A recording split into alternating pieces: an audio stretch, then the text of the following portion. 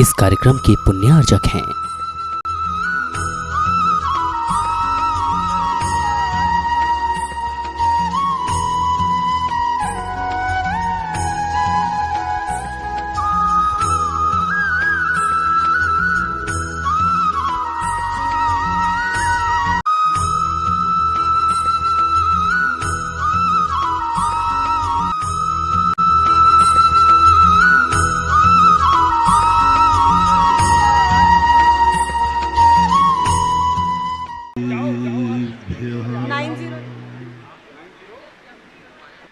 जय श्री ओम नमः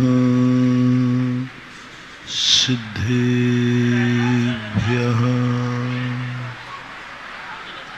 सर्वमंगलमांगल्यं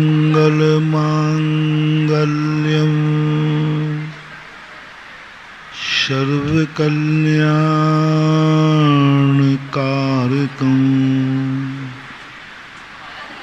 प्रधानं सर्वधर्माणां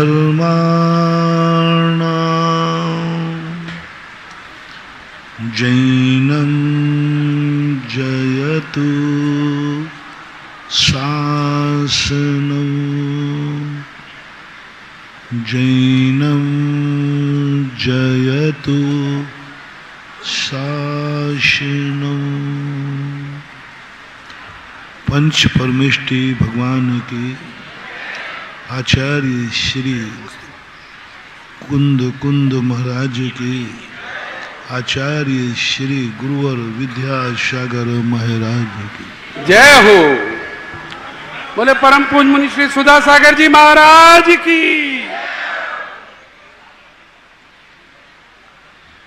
हम उस मनोदशा को समझ रहे हैं, हम उस मनोदशा के दोषों को पकड़ रहे हैं जो हम सबकी पसंद है। कभी कभी मनपसंद वस्तु अहितकारी होती है, कभी कभी नापसंद वस्तु हितकारी होती। और संसार में तो ये प्रायः देखा जा रहा है कि आज तक जो अपना नाश हुआ है वो पसंदीदा वस्तु से हुआ है। हमने जिस जिस को पसंद किया उसी से हमारा नाश हुआ। जिस जिस को हमने नापसंद किया वही रत्न हमारे हाथ से चला गया, वही वस्तु हमारे हाथ से चली गई क्योंकि हमें पसंद नहीं आई, क्योंकि हम बालक हैं। जैन दर्शन ने सबसे पहले कहा कि तुम सम्यक दृष्टि बनो, क्योंकि तुम्हारी दृष्टि अभी मिथ्या दृष्टि है। और मिथ्या दृष्टि के बाद कहा सम्यक दृष्टि बनो। सम्यक दृष्टि की भी दृष्टि को बालक बुद्धि कह दिया। और अपन विगत दिनों में समझ चुके हैं, बालक को जितनी चीजें पसंद हैं उसी से उस बालक का विनाश होता है, और जो जो चीजें बालक को पसंद नहीं है उन्हीं उन्हीं चीजों से उसका विकास होता है। आप ये सूत्र को लगाना अपने बच्चों में, या तुम सब बच्चे थे तब, आप खुद शेयर करना। आपके बच्चे को जितनी चीजें पसंद हैं वे सारी चीजें उसको हितकारी हैं या अहितकारी हैं। माता आपके बच्चे को, या आप खुद जब बच्चे रहे हो, आपको जितनी चीजें पसंद हैं बच्चे को, वो उसके लिए ज्यादातर हितकारी हैं कि अहितकारी? अहितकारी ही होती है। और जो जो बच्चे को नापसंद है वही बेटे को हितकारी है। ज्यादातर बच्चे देख लो आप, वो चीज पसंद करेंगे जो नुकसानदायक है। बालक है ना, आप लोग भी जब जब तुम्हारी दृष्टि में ये आवे कि हमें नापसंद जो अहितकारी चीज है, जिसे भगवान मना कर रहे हैं, गुरु मना कर रहे हैं, माँ बाप मना कर रहे हैं, अच्छे लोग मना कर रहे हैं, जिनवाणी माँ मना कर रही है, उन वस्तुओं पर जब भी तुम्हारा मन जावे, समझ लेना हमारी जिंदगी के मिटने के दिन चालू हो गए। मोटिवेशन रिपीट करता हूं, जो तुम्हारे गार्जियन हैं, जिनको तुम अपना हितकारी मानते हो, उनकी जो चीज पसंद नहीं है और वो तुम्हें पसंद है, माता पिता को नहीं, गुरु को नहीं, भगवान को नहीं, जिनवाणी को नहीं, वो तुम्हारी की हुई वस्तु को नापसंद करते हैं और वही तुम्हें पसंद है। महानुभाव नोट कर लेना, आज से हमारा डाउनफॉल चालू हो गया, हमारे पुण्य का क्षय चालू हो गया, हमारा मुख विनाश की तरफ हो गए। क्योंकि हम अपनी पसंद की जिंदगी जीना चाहते हैं, और हम अपनी जब हम अपनी पसंद की जिंदगी जिएंगे, हमारा विनाश निश्चित है। पसंद की जिंदगी नहीं जीना है अपन को, अपनी पसंद की जिंदगी जीने का भाव बिल्कुल निकाल दो अपने मन से। अपनी जिंदगी को बहुत संभाल के चलाना है। गुरु को संस्कृत में शत्रुवत कहा है। एक व्याकरण होती संस्कृत में। गुरु का अर्थ, गुरु भी हैं, माँ बाप भी गुरु हैं, भगवान भी गुरु हैं, जो भी तुम्हारा गार्जियन है वो सब गुरु है। बालक को गुरु शत्रुवत लगता है। जब तुम्हें ऐसा लगे कि मेरे गुरुजन हमें पसंद नहीं है, उनका विचार पसंद नहीं, वो पसंद नहीं, समझ लेना तुम्हारा बहुत बड़ा अशुभ दिन चालू हो गया। गुरु तुम्हें कैसा लग रहा है? शत्रु के समान, शत्रुवत। जैसे शत्रु की उपस्थिति तुम्हें अच्छी नहीं लगती, ऐसी तुम्हें गुरु की उपस्थिति अच्छी नहीं लगती। शत्रु की बात तुम्हें अच्छी नहीं लगती, तुम्हें गुरु की बात अच्छी नहीं लगती। बस समझ लेना, वो शत्रु तो तुम्हारा बाल बांका कर पाए या ना कर पाए, लेकिन जब तुम्हें गुरुजन शत्रु के समान लगेंगे, समझ लेना तुम्हारा सर्वनाश निश्चित है, कोई नहीं। वो जो शत्रु है उससे तो अपन बच जाएंगे, बच लेंगे। वो भी रोटी खाता है, अपन भी रोटी खाते हैं। वो दो टकाएगा तो अपन एक तो टका ही देंगे, वो दो मारेगा तो अपन एक तो, लेकिन वो चार गाली देगा तुम एक गाली दोगे, वो तुम्हें दो बद्दुआएं देगा तुम एक बद्दुआ दे दोगे। लेकिन कौन व्यक्ति तुम्हें शत्रुवत लग रहा है? गुरु, भगवान, गार्जियन, ये तुम्हारे लिए शत्रुवत लग रहे हैं। इनकी बात तुम्हें पसंद नहीं आ रही है, इनकी बात सुनने पर लग रहा है जैसे हमारा सब कुछ छिन जाएगा। एक बार मैंने पांडाल में कहा था, तुम्हारा सबसे अशुभ दिन कौन सा मानना? भविष्य में तुम्हारा सब कुछ अब मिटने वाला है, कोई मंगल काम नहीं करेगा। तुम्हारे लिए ऐसा कौन सा कृत्य करने जा रहे हो जो तुम्हारे माँ बाप को पसंद नहीं है, और माता पिता को पता नहीं चलना चाहिए, उनका डर लग रहा है। तुम्हें जो पाप करना है करो,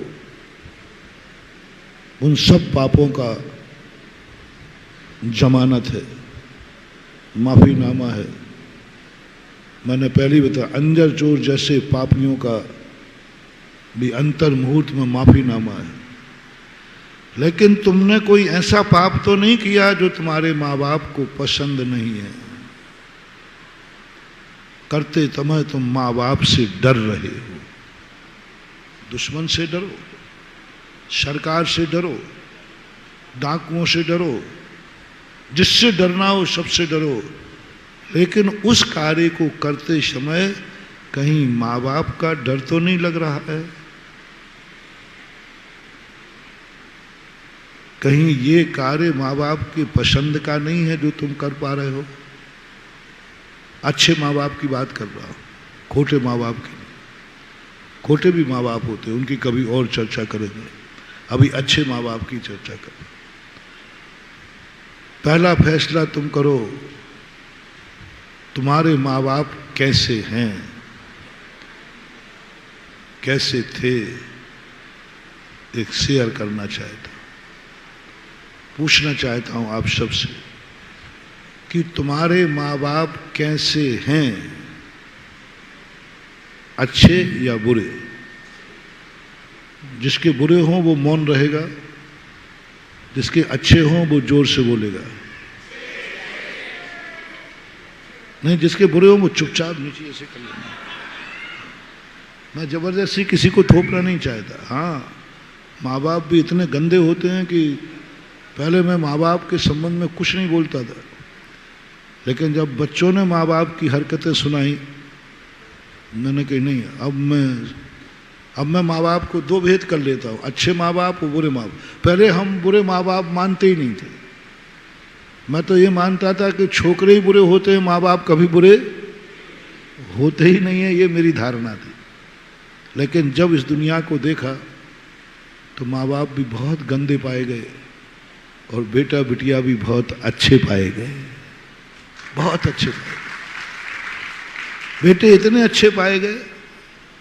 फिर मैंने सोचा कि इस पंचम काल में ही ऐसा होता होगा कि बेटा अच्छा हो और बाप बुरा हो। फिर मैं कोई भी बात दुनिया में ढूंढता हूँ और अपने मन में आती है तो मैं इन शास्त्रों में ढूंढता हूँ, क्योंकि फिर शास्त्रों में हमें ऐसे ऐसे स्थान मिले, बाप बहुत गंदा और बेटा बहुत अच्छा। रावण, और रावण का बेटा, रावण के सुत आदि कुमार मुक्ति गए। अब बेटा मोक्ष जा रहा है और पाप नरक जा रहा है। बेटा कितना धर्मात्मा है और बाप की कितनी निंदा है, ऐसा देखा गया। बड़े लोगों के संबंध में ऐसा देखा गया। पत्नी स्वर्ग जा रही है, धर्मात्मा है, और राजा सनक नरक जा रहा है। बड़ा है, पति बड़ा होता है, वो पापी है। स्त्री छोटी होती है, वो धर्मात्मा है। कोई बड़ी बात नहीं। इसलिए जिन जिन के माता पिता तुम्हारी दृष्टि में, हमारी दृष्टि में नहीं, पड़ोसी की दृष्टि में नहीं, जितना अच्छा बेटा और बाप एक दूसरे को जान सकते हैं, कोई नहीं। यदि आपकी दृष्टि में आपका बाप बुरा हो तो आप अपनी नीची गर्दन करके अपने कर्म को कोसें कि मैंने पूर्व भाव में ऐसा पाप किया था जो ऐसा बाप मिला, और ऐसे बाप से छुटकारा पाने का मोटिवेशन दिए देता, एक मंत्र दिए देता। किस बाप से? जिस बाप का तुम्हें प्राप्त होना दुखदाई है और मन में भाव आ रहा है भगवान ऐसा बाप कभी नहीं मिले, तो तुम एक माला फेरना शुरू करो। हे भगवान, जैसा बाप मुझे मिला है संसार में ऐसा पिता किसी बेटे को ना मिले, बस किसी बेटे को ना मिले। तुम अपने ऐसे बाप से छुटकारा पा जाओगे, फिर नहीं मिलेगा। लेकिन ऐसे लोग कम हैं या अच्छे माँ बाप जिनके हैं उनकी संख्या ज्यादा है। अच्छे माँ बाप की संख्या ज्यादा है। आवाज से अभी पता चला है। आपके माँ बाप अच्छे हैं, उन अच्छे माँ बापों के संबंध में पूछ रहा हूं कि यदि तुम्हें माँ बाप अच्छे हैं, बहुत अच्छे, और ऐसा मन कर रहा है कि अगले जन्म में यही माँ बाप मिले, और यदि मन कर रहा हो हे भगवान जैसे मेरे माँ बाप हैं ऐसे जगत के हर बेटे के माँ बाप हों। 3 माँ बाप की क्वालिटी कर रहा हूं। एक वो जो मुझे बहुत अच्छे हैं, ये 3rd क्वालिटी के। 2nd क्वालिटी के माँ बाप वो हैं जब तुम्हारा मन आ रहा हो कि अगले भव में भी हमें यही माँ बाप मिले, ये 2nd। और 1st क्लास के माँ कौन है? भगवान करे संसार के हर बेटे के माता पिता मेरे माँ बाप जैसे हों, तो ये 1st नंबर का माता। भरत चक्रवर्ती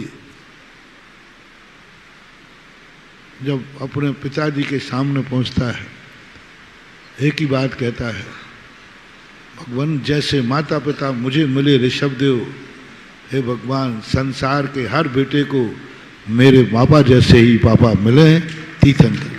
ये होता है, ये बहुत बड़े काम है। तो ऐसे माता पिता यदि आपके हों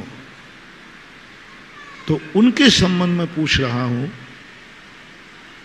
कि उन ऐसे अच्छे माता पिता को तुम ऐसा कौन सा कार्य कर रहे हो जिसे तुम्हें अच्छे माता पिता का डर लग रहा है? डर लग रहा है। बस महानुभाव, बहुत करुणा दया करके कहूंगा, अच्छे माँ बाप के डर लगे किसी कार्य को करते समय वह कार्य नहीं करना, बाकी सब मैं निपटा लूंगा तुम्हारे लिए। तुम कितने बड़ा पाप करके आना, कितने बड़ा पाप करके आना, बस एक ही बात पूछूंगा, जो तुमने किया है ये तुम्हारे अच्छे माँ बाप को पसंद था क्या? करते समय तुम्हें उनका डर लगा था क्या? क्या ये बात गर्व से तुम माँ बाप को बता सकते हो? महाराज जी नहीं बता सकते। पापा को पता चल गया तो मार डालेंगे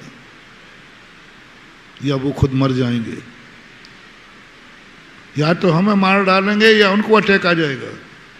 हमने ऐसा काम किया है और मुझे डर एक ही बात का लग रहा कि मम्मी पापा को पता ना चल जाए। I am sorry please. ऐसे कृत्य का दुनिया में कोई जमानत नहीं है। इस पाप के फल को निधत्त निकाचित कहते हैं, तुम्हें भोगना पड़ेगा।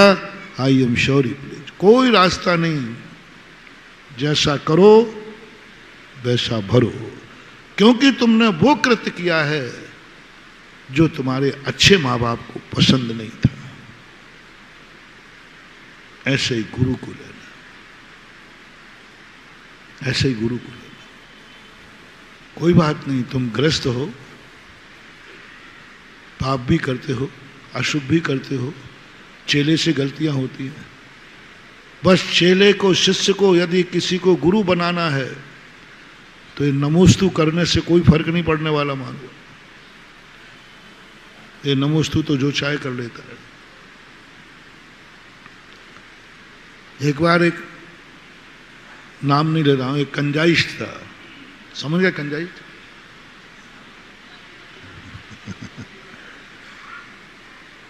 सोनगढ़ का व्यक्ति मारने वाला था। तो वो मेरे सामने आया, बहुत अच्छा नेता था कंजाइस्टों का, हाथ जोड़ के खड़ा हो गया, बोला महाराज नमोस्तु। तो मन के भाई तू यहाँ कैसे आ गया, रास्ता तो नहीं भटक गया? बोले नहीं, रास्ता पूछ के आया हूं। मैंने की बात कि महाराज मैं देखो नमोस्तु बोला ना, आपने सुना मेरा? मैंने की सुना। और मेरे हाथ देख रहे हो, मैं जोड़े हुए। अब फिर आप कहते हो कि हम मुनि विरोधी हैं, आप कहते हो आप मुनियों को मानते नहीं। अब क्या करें, नमोस्तु बोल दिया, हाथ जोड़ लिया, और आप कहते हैं हम मुनियों को मानते नहीं हैं, आप हमेशा बुराई करते रहते हैं। मैंने कि सुन ले रे मुमुक्षु बुभुक्षु, जैसा तू नमोस्तु कर रहा है ना, ऐसा नमोस्तु तो हमें रास्ते में राहगीर चलने वाले कोई भी कर लेता है। निम्न जाति के लोग भी, नीच जाति के लोग भी, झाड़ू लगाने वाले भी, चर्मकार, लोहकार, खाती फाती, संसार में ऐसे लोग, बल्कि यूं कहें कि वे लोग भी ऐसा नमस्कार कर लेते जैसा तू कर रहा है। भारत में मैं ऐसे ऐसे गांव में घूमा जहाँ कोई जैनी नहीं है, वहाँ भी जब निकला तो सब लोग हाथ जोड़ के खड़े थे, गर्दन झुका के खड़े थे, और तेरे से अच्छा नमस्कार करते हैं वे निम्न जाति के लोग। निम्न जाति के लोग ऐसे नमस्कार करते हैं साष्टांग, दूर से ही। जैनी की बात नहीं कर रहा हूं। निम्न जाति के लोग जिनको तुम पैर नहीं छू सकते, जिनको आहार नहीं दे सकते, तुम्हारे कमंडल नहीं ले सकते, उनको दिख जाता हूं तो वे साष्टांग नमस्कार करते हैं, तुमसे अच्छा करते हैं। तो वे सज्जन बोले, महान महाराज जी आपसे बड़े परेशान, आपसे कुछ करो, आप उसमें कोई ना कोई नुक्ताचीनी निकाल ही देते हो। हम इसलिए आए थे कि आप आज से कहना बंद करो कि हम कंजाइश लोग नमोस्तु करते हैं और हाथ भी जोड़ते हैं, नमोस्तु करते हैं। मैंने कि बस यदि तुम निम्न जाति के हो, यदि तुम नीच गोत्री हो, जिन धर्म को मानने वाले न कुलीन से हो, तो यह नमोस्तु तुम्हारा स्वीकार है। आज से मैं करूंगा कि कुछ बुभुक्षु कंजाइश लोग नीच कुलीन होने से वो नमोस्तु करते हैं, पर मैं उनको तुम्हारी कभी बुराई नहीं करूंगा, फैसला दो हमें। यदि आप नीच कुलीन हो तो ये नमोस्तु स्वीकार है, 33 नंबर में करूंगा, चलो पास कर दूंगा। क्योंकि नीच कुल वाला इतना भी कर ले तो बहुत, मुंह से नमोस्तु बोल दे तो बहुत है। बोलो कौन सी जाति के हो? बोले आज आपको तो पता है मैं उच्च जाति की हूं, बल्दियत से, आप हमारी पीढ़ी को भी जानते हो। उच्च कुलीन हूं, जैन हूं। उनके एक बार बोल जैन हूं, तो जैन का ऐसा नमोस्तु नहीं होता। जैन का नहीं भाई, अब खिसकाने की चेष्टा मत करो, बीच में प्रवचन फिर बदल जाएगा। हमने पहले ही कह दिया था, पहले व्यवस्था करो। नहीं देखो फिर आप कर दोगे। बीच में मेरी सभा को खिसकाने का प्रयास पहले से ही बोल दिया था। और पहले ही खड़े हो जाओ ना वॉलंटियर लोग, जब आते हैं उसी समय उनको बैठालते जाओ ना। वॉलंटियरों को, यहाँ के वॉलंटियरों को व्यवस्था करना आते ही नहीं। व्यवस्था का तरीका ये होता है कि पहले से 2 वॉलंटियर खड़े रहो ना, जैसे आए वो पीछे बैठे, सब आगे बैठिए। बीच में खिसकाने से डिस्टर्ब होता है। वॉलंटियर गिरी की भी कोचिंग होना चाहिए। हाँ, ये भी बहुत बड़ी सेवा है।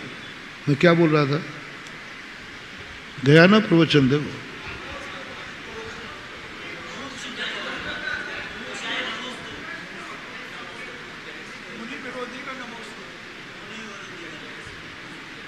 वो तो ठीक था, प्रसंग भाग कहाँ छोड़ा था।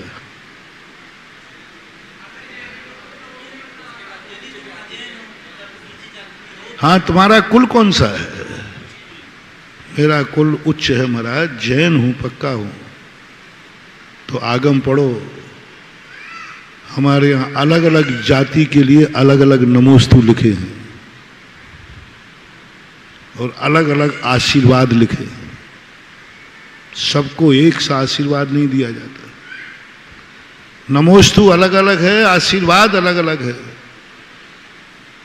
जब कोई निम्न कुल से ऐसे कुल का व्यक्ति आए तब उसे आशीर्वाद दिया जाता है धर्म लाभ भवतु।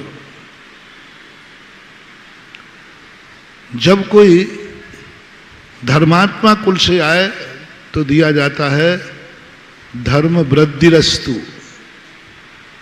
धर्म जो है उसमें। और जो पूर्ण धर्मात्मा है उसे आशीर्वाद दिया जाता है समाधिरस्तु। ये 3 आशीर्वाद। गुरु से मुनियों को आचार्य जब भी आशीर्वाद देते हैं समाधिरस्तु, क्षमता में रहो, बुद्धि क्षमता में रहे, निर्विकल्प रहो, निर्द्वंद रहो, आत्मा में रहो, अपदीपो भव, समाधिरस्तु। ग्रस्त को दिया जाता है धर्म वृद्धिरस्तु, क्योंकि अभी पूर्ण धर्म तुम्हारे पास, और जिसके पास धर्म नहीं है उसको धर्म लाभ भवतु। पंडित जी आशाधर जी धर्मामृत के अंदर इस बात को उल्लेख करते हैं अलग अलग। 12वीं शताब्दी के पंडित थे, राजस्थान में माडरगढ़ में जिनका जन्म हुआ। पहले पंडित थे जिन्होंने शास्त्र लिखे थे। तो इस प्रकार का, तो आपको कौन सा लाभ दूं? धर्म लाभ भवतु। जो तुमने नमस्कार किया है इसमें धर्म लाभ का दे सकता हूं। यानी तुम मिथ्या दृष्टि हो, अधर्मी हो, पापी हो, नीच कुलीन हो, तो मैं ऐसे लोगों के लिए, ऐसा नमोस्तु करने वाले को धर्म लाभ भवतु। मैं आशीर्वाद भी मैं भी देता हूं, जैसे को तैसा धर्म लाभ भवतु। इससे समझ लेना कि महाराज की दृष्टि में हम मिथ्या दृष्टि, पापी, अज्ञानी, नीच कुलीन, सब तरफ से निकृष्ट हैं। तब गुरु ने कहा है धर्म लाभ भवतु, या धर्म वृद्धि का आशीर्वाद दो। और जैन कुल में जन्म लिया है, धर्मात्मा हो, मुमुक्षु हो, तो उनके लिए धर्म वृद्धिरस्तु। और धर्म वृद्धिरस्तु कब दिया जाएगा? जब धर्म हो तब तो वृद्धि हो। धर्म हो तब तो वृद्धि हो, जब धर्म ही नहीं है तो मेरा जैन तो हूं मैं ना। मैंने कि धर्म बताओ क्या है? श्रावक का धर्म है षड आवश्यक, देव पूजा। ये मत समझना महानुभाव, प्रसंग आ गया तो बीच में थोड़ा समझते चले। त्रियंच का धर्म अलग है, नीच कुल में जन्म लेने वालों का धर्म अलग है, और श्रावक का धर्म अलग है। एक से ही पंचम गुणस्थान वृत्ति छान के पानी पीता है, गर्मपन के पानी पीता है, और वही पंचम गुणस्थान वर्ती त्रियंच बिना छना पानी पीता है। श्रावक पी ले तो मिथ्या दृष्टि, मतलब व्रत भंग हो जाए, और त्रियंच पी रहा है। त्रियंच के लिए वनस्पति, अभक्ष वनस्पति भी खा लेगा, और प्रतिमाधारी वृत्ति है पंचम स्थान में, चलेगा। और तुमने अभक्ष खा लिया तो तुम्हारा व्रत खत्म हो जाए। सबके लिए अलग अलग व्रत है। श्रावकों के इतने भेद हैं, मैंने कि बोलो कौन सा आशीर्वाद? महाराज धर्म वृद्धि को दो, तो मैंने कहा धर्म बताओ तुम्हारे पास क्या है? पसीना आ गया। मैंने कि तुम्हें धर्म वृद्धि का आशीर्वाद दूं, धर्म क्या है? जैन श्रावक का पहला नियम है देव पूजा। क्या अभिषेक पूजन करते हो आप? बोले नहीं करते, हमें तो पढ़ाया गया ये सब पुण्य की क्रियाएं हैं, ये सब जड़ की क्रियाएं हैं, इनसे कुछ नहीं होने वाला, हम नहीं करते। मैंने कि अब किस में वृद्धि कराऊं? गुरु पास्ती। यदि तुम जैन कुल में हो तो जैन कुल का नमोस्तु जब ही माना जाएगा जब वो नवदा भक्ति करके आहार देगा तो जैनी है, अन्यथा नहीं है। यानी कि ये नमोस्तु तो राहगीर में, राहगीर चलने वाले नीच गोत्र भी कर लेते, झाड़ू लगाने वाला सड़क पे वो भी ये नमोस्तु कर लेता है। यदि तुम जैन कुल में हो तो जैन का ये नमोस्तु नहीं है। जैन का नमोस्तु है जब वह नवदा भक्ति पूर्वक मुनि की अंजलि में आहार देने के लिए जो नमोस्तु किया जाता है वो जैनी का नमोस्तु कहलाता है। कान खोल के सुनो, ये जो दिन भर नमोस्तु नमोस्तु करते रहते ना तुम, हाँ लगे रहो मुन्ना भाई ये नमोस्तु में, ये तो बाद के नमोस्तु है। अपनी जिंदगी में एक नमोस्तु को बीज बना लेना महानुभाव, फिर भली जिंदगी में भली मत करना, फिर नमोस्तु कर, एक बीज बना लेना। जैन कुल में जन्म लिया है तो एक बार नवदा भक्ति का नमोस्तु कर लेना, तुम्हारा रजिस्ट्रेशन जैन कुल में हो गया। एक बार नवदा भक्ति का नमोस्तु, ये दिन भर का नहीं, नवदा भक्ति का नमोस्तु। गुरु उपासना कही उस समय, और जब वो नवदा भक्ति में नमोस्तु किया जाता है उस जैन को कहा जाता है धर्म वृद्धि रस्तु हो, तेरे धर्म की वृद्धि हो। यानी आज तू नवदा भक्ति जिनकी कर रहा है कल उन जैसा भी तू बन जा, ये आशीर्वाद दिया जाता है।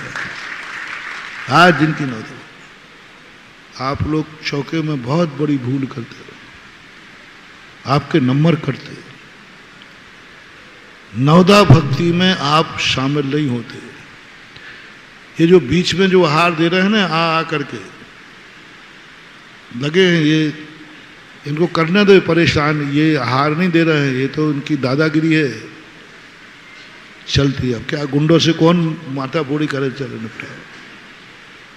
हमारे यहाँ वास्तविक भक्ति नवदा भक्ति, पड़गाहन से लेकर के, पड़गाहन से लेकर, पड़गाहन आपने छोड़ दिया, ये मात जैन कुल में जन्म लेने वाले जैनी को ही अधिकार है पड़गाने का, और किसी को नहीं। शुकुल का कुलवंत जो है वही पड़गा सकता है। मुनि को नमोस्तु तो कोई भी कर सकता है, लेकिन पड़गाहन, बोलो आपके साधु को पड़गाहन उच्च कुल वाला ही करेगा। और आपने पड़गाहन नहीं किया जिंदगी में, महानुभाव जैन कुल में जन्मे हो तो जिंदगी में ये नियम लेना, मरने के पहले किसी भी एक साधु का पड़गाहन जरूर कर ले। ये पड़गाहन है आपका प्रमाण पत्र कि आपको गुरु ने रजिस्टर्ड कर दिया, क्योंकि आपने एक बार पड़गाहन किया था। एक बार से कोई जरूर नहीं कि प्रतिदिन करो, वो तो बात की मर्जी है, लेकिन एक बार पड़गाहन किया था, प्रमाण पत्र मिल गया।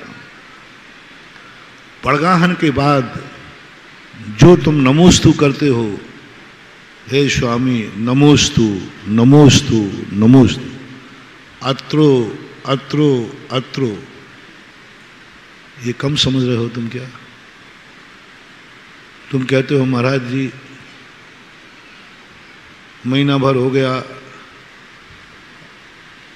आप देख ही नहीं रहे, आहार ही नहीं हो रहा है। आहार देने के 5 नंबर हैं 20 में से, और जो तुम साधु आहार को निकला और तुमने देखते जो नमोस्तु नमोस्तु कहा, उसके 5 नंबर उसके हैं। 5 नंबर नमोस्तु कहते, अन्य समय नहीं। उस समय जिस समय साधु ने आंख उठा के देखा और ये नमोस्तु कर रहा, इस समय 24 घंटे में तुम कभी नमोस्तु करोगे, हम समझेंगे होगा कोई नीच कुलीन, होगा उच्च कुलीन, होगा कोई। लेकिन जब आहार के समय तुम नमोस्तु करते हो तो साधु की आंख जब उठती है उच्च कुलीन पर उठती है, नीच कुलीन पर नहीं। साधु समझ लेता है कि ये किस समय नमोस्तु कर रहा है। रास्ते में साधु कह नहीं सकते कि उच्च भी हो और कभी अन्य समय पर नमोस्तु कर रहा है, तो साधु नहीं सोच सकता कि ये उच्च कुलीन है या। लेकिन आहार को जब मुद्रा को देख करके, बहुत मजेदार चीज है महानुभाव। आज 24 घंटे महाराज चल रहे हैं, फिर रहे हैं, आप नमोस्तु कर रहे हैं, हमें भी कोई पता नहीं कौन कर रहा है कौन नहीं कर रहा। इस मुद्रा को देख करके तुमने जोर से नमोस्तु बोला, और वो भी नमोस्तु महाराज, नमोस्तु नमोस्तु। अब महाराज की आंख उठी, ये नमोस्तु किसी उच्च कुलीन वाले का है। इस समय जो नमोस्तु नीच कुलीन वाला बोल ही नहीं सकता, उसको अधिकार ही नहीं है, ये उच्च कुलीन है। और साधु तुम्हें उच्च कुलीन मान करके आंख उठा दे, जाओ तुम्हारा उच्च कुल पर सील लग गई, प्रमाण पत्र मिल गया। क्योंकि साधु ने किस दृष्टि से तुम्हें देखा कि उच्च कुलीन ही है, क्योंकि ये पड़गाहन के समय नमोस्तु बोला। और जैसे तुमने अत्रो अत्रो कहा, तब और साधु ने कहा ये कोई धर्मात्मा दिखता है, पापी पापी को बुलाता है, धर्मी धर्मी को बुलाता है। वो नरियल लेकर पानी देखते हैं। मैंने एक बार देखा, मैंने कि भाई इसमें मामला क्या है। राजस्थान में क्षेत्र पे था, नारेली में, तो पानी देखने वाले को बुलाया, तो मुझे कहो तो भाई, मैंने कि ये नरियल में क्या है ऐसा। मैंने कि मैं भी चलता हूँ, चलो दिखाओ। तो जहाँ पानी था वो नरियल ऐसा रख लेते हैं, ऐसा हाथ पे, फिर वो नरियल यूँ उठना चालू हो जाता है। मैंने कि ये क्या मामला है। बोले महाराज सीधा सिद्धांत है, पानी पानी को खींचता है। नीचे पानी है, इसमें पानी, सूखा नरियल नहीं, सूखा नरियल नहीं, गीला, इसमें पानी है, ये पानी पानी को खींच रहा है। और नरियल का भार जिस तरफ है उस तरफ भारी हो जाता है, क्योंकि जो पानी नरियल में भरा है वो नीचे वाले ने खींचा है, इसलिए जटा ऊपर हो जाते हैं और नरियल यहाँ पानी है और निकला पानी। अरे मैंने कहा ये तो बहुत बड़ा सिद्धांत है। टका में टका और धक्का में धक्का। बड़ा आदमी अपने रिश्तेदारी किसको ढूंढेगा? अमीर आदमी गरीब से रिश्तेदारी करेगा कि अमीर से बराबरी से करेगा? अमीर अमीर को ढूंढेगा, गरीब गरीब को ढूंढेगा, उच्च उच्च को ढूंढता है। तो साधु स्वरन समझता है किसको बुला रहा है? अत्रो अत्रो अत्रो। ओहो, मैं तो धर्मात्मा हूं, मैं तो धर्म का आधार हूं, मैं तो रत्नत्रय लिए हूं, और ये मुझे बुला रहा है। पापी धर्मात्मा को नहीं बुलाता, पापी तो धर्मात्मा से दूर भागता है, दुर्जन तो सज्जन से दूर भागता है, उनकी संगति करनी नहीं चाहता। पापी का लक्षण है, वो अच्छे लोगों की संगति करने नहीं चाहेगा, वो चाहेगा ही नहीं कि साधु मेरे घर आवे।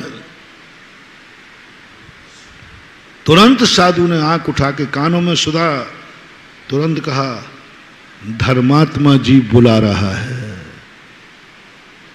पहले नमोस्तु में उच्च कुल की सील और दूसरे नमो अत्रो अत्रो में धर्मात्मा की सील लगी, गुरु ने पास कर दिया। 10 नंबर हो गए आपके। बोलो चौके में तुम्हें कुछ भी नहीं मिला महाराज, नहीं पड़ गए, लेकिन ये 10 नंबर जो फोकट में मिले, ये जो तुम प्रतिदिन 10 नंबर ले रहे हो नमोस्तु का, अत्रो अत्रो का। और फिर तीसरा नंबर आता है तिष्ठो तिष्ठो तिष्ठो। अत्रो अत्रो, आइए नहीं, रुकिए भी। और रुकने के बाद जो आप कहते हो मम ग्रह में प्रवेश कीजिए। अब गुरु प्रफुल्लित होता जा रहा है, मुझे घर में बुला रहा है,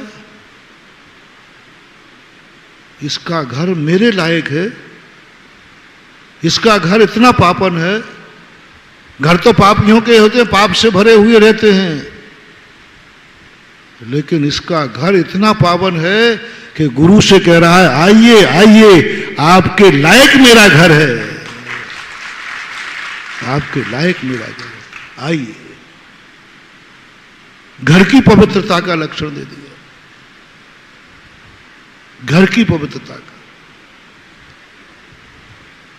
एक बार और इस संबंध में कहता जाऊं, आपका अगला भाव जैनी में है कि नहीं? आप जैनी होकर मरेंगे कि नहीं? आपका घर सदा पवित्र रहेगा कि नहीं?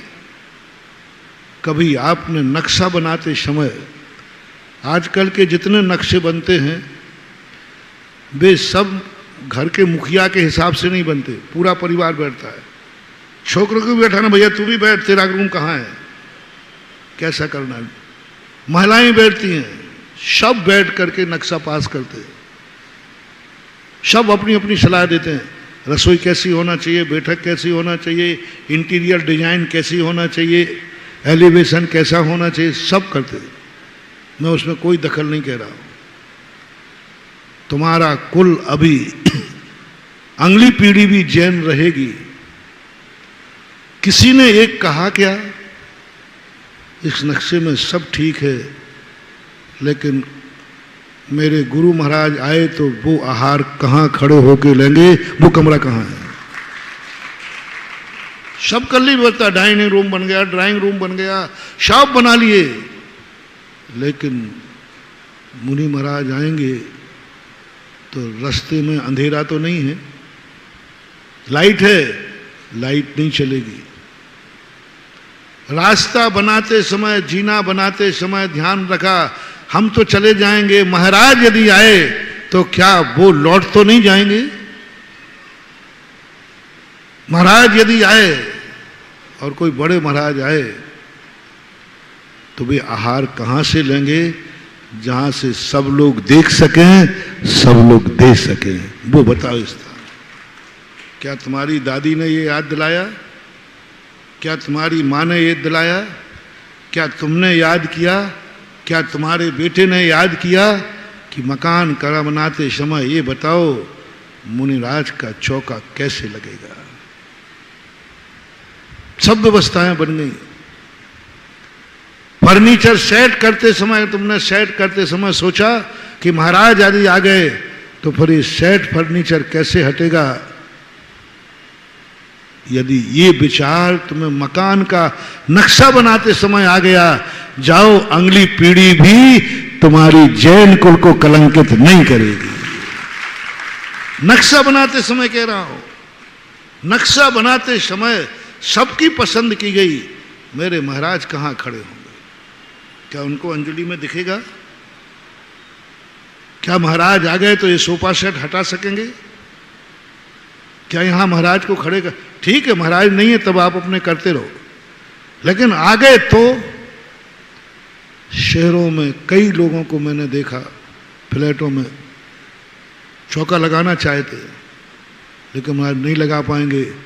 फ्लैट में सब फर्नीचर क्या है, फिक्स है। मैंने कि पहले दिया, बोले हमें क्या मालूम होता कि महाराज आप कभी आओगे। बरसात का, हवाओं का, कर्म का और साधु का कोई भरोसा नहीं कब आ जाए, और जिंदगी में ना भी आए महानुभाव। मकान बनाते समय यदि तुमने एक ने भी आवाज उठा दी और जिंदगी में कभी भी कोई महाराज नहीं आए, तो भी तुम्हें जब तक वो मकान जिंदा रहेगा प्रतिदिन आहार देने का पुण्य तुम्हें लगेगा, क्योंकि तुमने महाराज का नक्शा बनाते समय ये भाव किया था, मुनिराज कहां खड़े होंगे। रसोई बनाई तुमने तो सोचा क्या महाराज का चौके का भोजन इसमें बन सकता है? कभी आए तो इस रसोई में महाराज का भोजन बन सकेगा? ये विचार तुमने कभी किया? नहीं किया। नहीं किया तो समझ लो आपका कुल आज भली जैन है, कल कलंकित होगा। इसलिए साधु ने सोचा कि ये मुझे घर में ले जा रहा है, आइए महाराज गृह प्रवेश कीजिए। उस समय साधु का जो आशीर्वाद निकलता है महानुभाव, 24 के अंदर के आशीर्वाद एक से नहीं होते। अरे हाँ, महाराज पीछे लगा दो, अब क्या करें, माता मानेगा नहीं, ले ले पकड़ चल, तो बलाए निपटी। कई लोगों को बड़ी मुश्किल में, महाराज पहले आशीर्वाद, अरे भैया दे दिया ये ले भाई चार, अब ये क्या है, आशीर्वाद नहीं दिया, बला।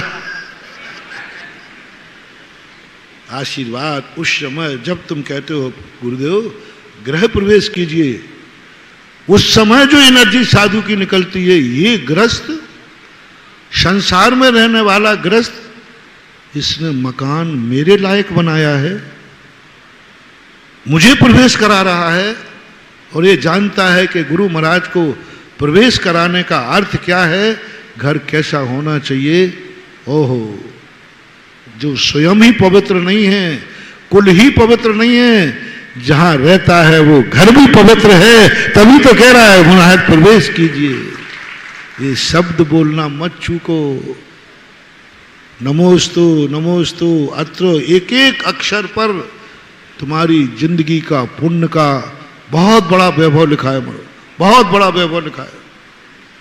तुम इन चीजों को छोड़ देते हो, बीच में शामिल हो जाते हो, पड़गाने के बाद शामिल हो जाते हो, और पड़गाने के नंबर तो तुम्हारे खत्म ही हो गए, जो आशीर्वाद मिलना था वो तो खत्म ही हो गया।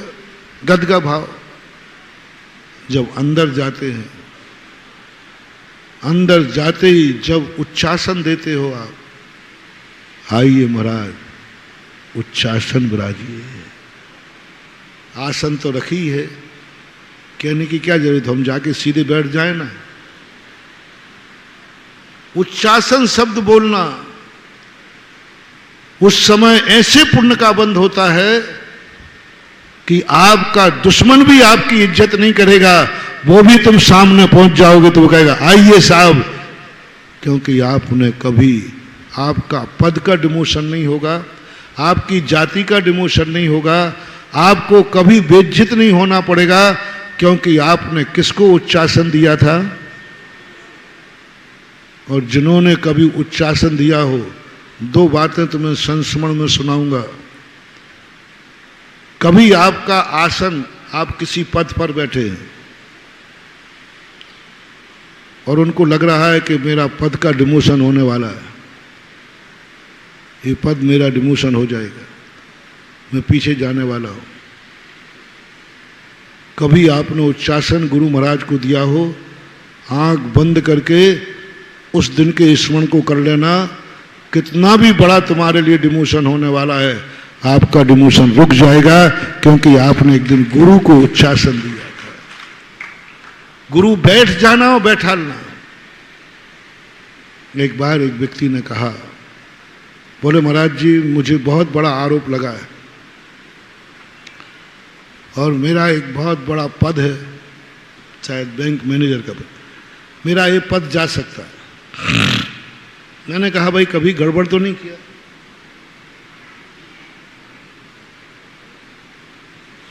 बोले कभी गड़बड़ तो नहीं किया? बोले महाराज नहीं किया।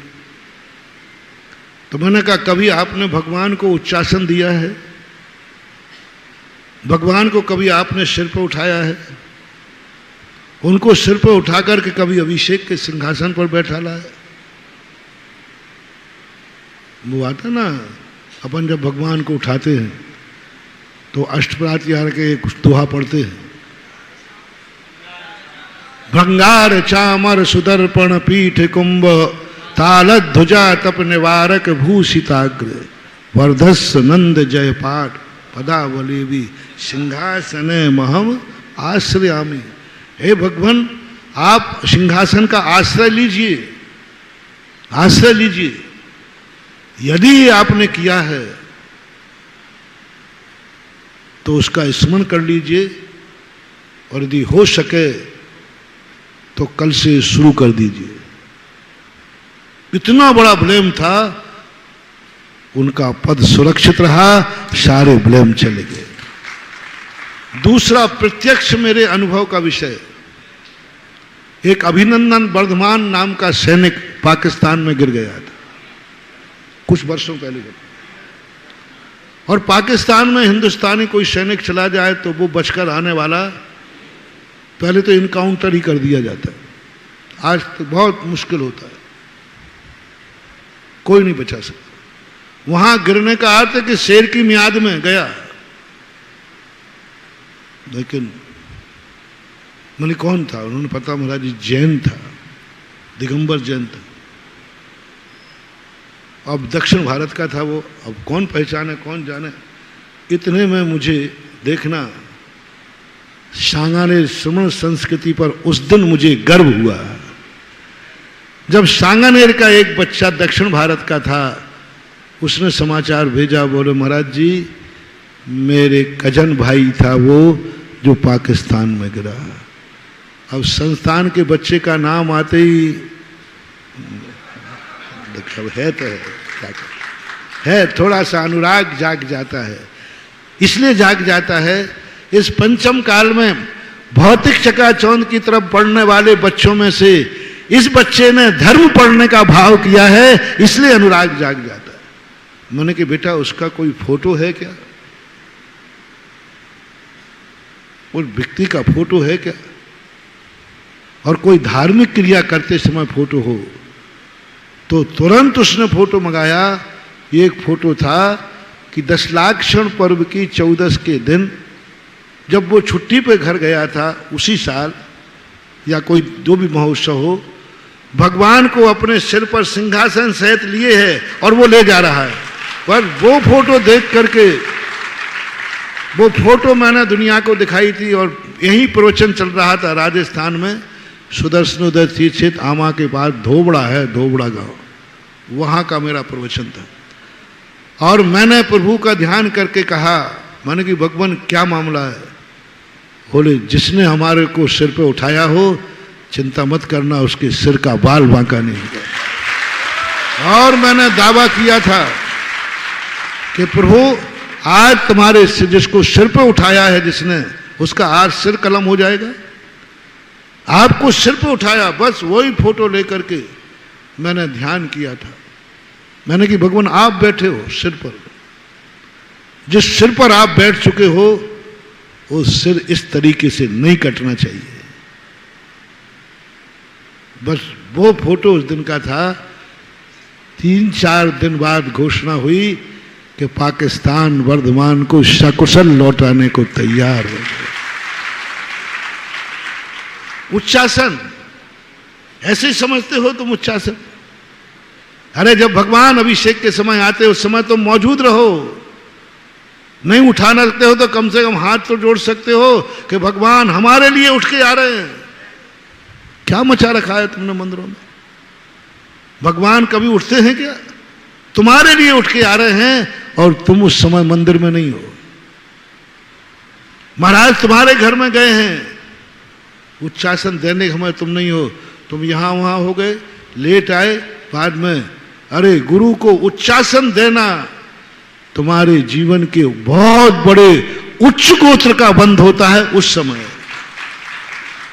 सबसे उच्च गोत्र, सेकंड गोत्र का बंध होता है जिस समय महाराज को और भगवान को उच्चासन दे रहे हो, सर्वोत्कृष्ट उच्च गोत्र की अनुभाग शक्ति पड़ती है, उच्च गोत्र की।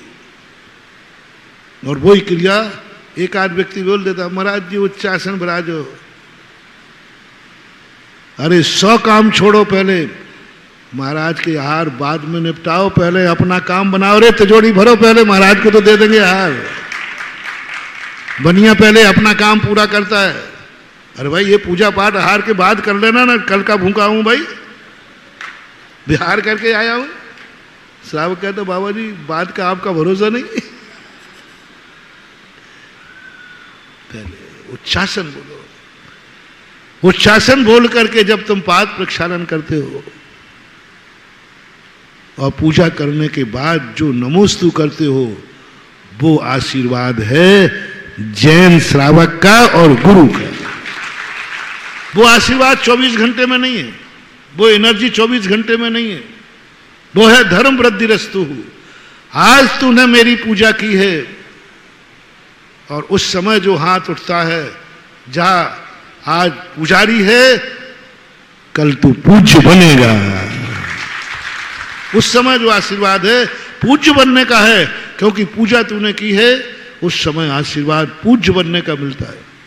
पूज्य बनने का अर्थ कई ले लेना, प्रशंसनीय गोत्र मिलेगा, प्रशंसनीय परिवार मिलेगा, इज्जत वाला देश मिलेगा, इज्जत वाला माता पिता मिलेंगे, सब इज्जत वाला मिलेगा, क्योंकि आपने आहार के समय नमोस्तु करके आशीर्वाद लिया है। और अन्नपूर्ण आशीर्वाद, जिंदगी में कभी भूखे नहीं मरोगे। अतीत का कोई कर्म पड़ा है तो नहीं कह सकता भाई, लेकिन जब तुमने बोला सुनो सुनो, कान खोलकर सुनो, बहुत बड़ी रेकी है ये, मन शुद्धि। मन शुद्धि शब्द बोला गुरु की साक्षी में, उस समय गुरु कान खोलकर सुनते हैं। क्या बोला? मन शुद्धि। इस शब्द के समय यदि तुमने अच्छी तरह से पढ़ा है तो जाओ, तुम्हारे मन में ऐसा कभी भी अशुभ भाव नहीं आएगा जो तुम्हारे कुल को कलंकित कर दे और तुम्हें कलंकित कर दे। आएगा ही नहीं। आपका उपयोग मन शुद्धि पे होना चाहिए। महाराज उस समय आशीर्वाद, मन शुद्ध, मन तो किसी का शुद्ध नहीं होता, और ये कह रहा है मन शुद्धि, वचन शुद्धि। कभी ऐसा शब्द बोल गया मन मुंह से, वचन शुद्धि, इस मुख से कभी ऐसा शब्द नहीं निकलेगा जिससे तुम्हारी जीभ काट ली जाए। ऐसा झूठ नहीं निकलेगा कि इससे जीभ काट ली जाए, क्योंकि तुमने वचन शुद्धि बोली। काया शुद्धि, काया शुद्धि बोलने वाले को ऐसा कोई अपराध नहीं होगा जिसको उसको फांसी चढ़ा दी जाए। फांसी चढ़ने लायक नहीं होगा, क्योंकि तुमने कभी काया शुद्धि बोली थी। और जब तुमने बोला मन शुद्धि, वचन शुद्धि, काय शुद्धि, अंत का और बोल दो, ओह गजब महानुभाव। जैसे ही तुमने बोला अन्न जल, मन शुद्धि, वचन शुद्धि, काय शुद्धि, आहार जल, बस ये है पावरफुल, ये है। अब जाओ तुम ऐसे कुल में जन्म नहीं लोगे, ऐसे में नहीं लोगे जहां अभक्ष खाया जाता है। उस समय जो पुण्यबंध हुआ, आहार जल शुद्ध है, ये शब्द जैसे ही तुमने बोला, आपका जन्म त्रियंचों में हो ही नहीं सकता, क्योंकि त्रियंच अभक्ष खाते, शूकर, कुत्ते, बिल्ली, सांप, चतुर, ये जब अभक्ष खाते हैं खत्म हो गया। उस समय वो पर्याय खत्म हो गए। उस समय यदि ऐसी एनर्जी बंद हो गई, आहार जल शुद्ध है, इतना शुद्ध है कि महाराज के लायक है, इतना शुद्ध है कि महाराज की अंजलि के लायक है, इतना शुद्ध है कि मुनि महाराज के लायक है। उस समय जो गुरु की रेज निकलती है, तुमने मन शुद्ध, आहार जल शुद्ध बोला, और महाराज ने क्या कर दिया? ओहो, महाराज के लायक तुम्हारी रोटी, महाराज के लायक तुम्हारा पानी, महाराज के लायक तुम्हारे हाथ, महाराज ने स्वीकार कर लिया। जैन दर्शन में देने वाले की कीमत नहीं है, लेने वाले की कीमत है। देने वाले का महत्व नहीं है, ले लिया यह बहुत बड़ा भाग्य है। तुमने दे दिया ये कोई कीमत नहीं है, महाराज ने ले लिया ये है पुण्य का उदय। तुमने दिया है ये पुण्य का उदय नहीं है, महाराज ने ले लिया। उस समय तुम कभी किसी मर करके शराबी के यहां पैदा नहीं होगे, मांसाहारी के पैदा नहीं होगे, ऐसे कुल में पैदा नहीं होगे जहां अभक्ष खाया जाता है, क्योंकि आपने एक बार महाराज के सामने बोला था आहार जल, और महाराज ने ले लिया था। मैं सोचता हूं तुम लोग आहार ही देना है ना, तो भैया मेरा पिंड छुड़ाओ।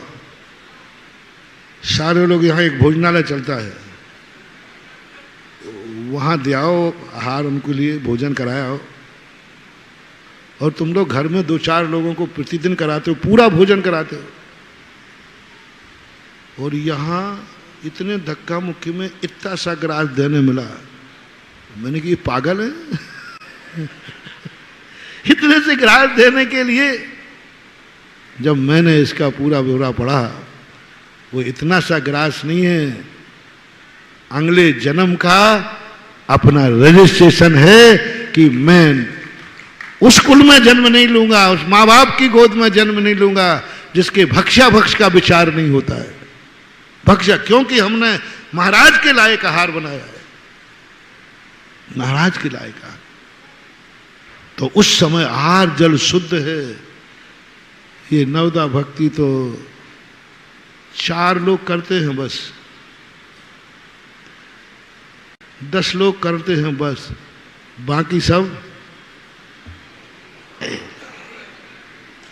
कई लोग तो पट्टे कुछ नहीं बोलते, ना मन शुद्धि, ना वचन शुद्धि, ना काय शुद्धि, ना आहार जल शुद्ध, बस ये पटका और चले जाओ। आहार देने के 5 नंबर मिल जाएंगे, लेकिन 15 नंबर कट जाएंगे। आहार देने के बाद भी फेल का सर्टिफिकेट मिलेगा। और आहार नहीं भी दे पाए और नवदा भक्ति कर ली तो 15 नंबर तो कहीं गए। इसलिए इन सब चीजों पर विचार करना। हमेशा मकान बनाने की जो बात कही, बनाते समय बस ये सोचना, निर्णय कर लेना, पूरी जिंदगी भर आहार देने का पुण्य होगा। कपड़े खरीदते समय एक धोती दुपट्टा घर में जरूर रखना। कभी महाराज आ गए तो और बाजार बंद हुआ तो, कभी ऐसी सामग्री जरूर रखना, विचार करना। भरत चक्रवर्ती ने यही किया था। अक्षय तृतीया इसलिए अमर नहीं है कि आदिनाथ भगवान को आहार मिला था। भरत चक्रवर्ती रोया था उस दिन, मेरी भूल। उसने एक बार भी नहीं कहा कि आदिनाथ के कर्मों का उदय था कि 6 महीने उनको आहार नहीं मिला। कभी भूल करके नहीं कहना। आदिनाथ से पूछोगे महाराज आपको 7 महीने 8 दिन तक आहार क्यों नहीं मिला, तो आदिनाथ कहेंगे भैया कोई गलती नहीं है, हमारे कर्म का उदय था। लेकिन तुम और हम नहीं कहना भूल के, कभी भूल के मत कहना कि आदिनाथ के कर्म का उदय था। तुम्हें एक ही कहना है, हम पापियों के पाप कर्म का उदय था जो हम महाराज की विधि नहीं समझ पा रहे थे। भरत चक्रवर्ती ने जो अपनी आलोचना की है, जो आलोचना की, हम पापी, जन्म जन्म के पापी, हम इतना भूल गए कि दिगंबर मुनि कैसे आहार करता है। हम सम्यक दृष्टि, हम अवध ज्ञानी, हम तद्भव मोक्षगामी, सब उसने एक एक चीज की निंदा की। काय का चक्रवर्ती हूं।